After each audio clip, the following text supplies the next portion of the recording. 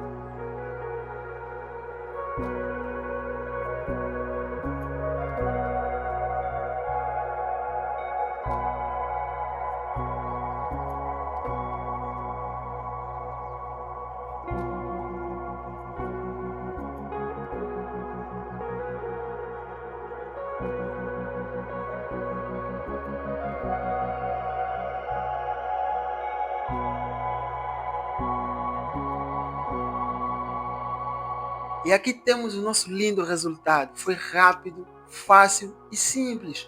Lindo colar de madeira, efeitos dourados. Se gosta desse tipo de vídeo, subscreva o canal se não for subscrito, curta e compartilhe bastante esse vídeo.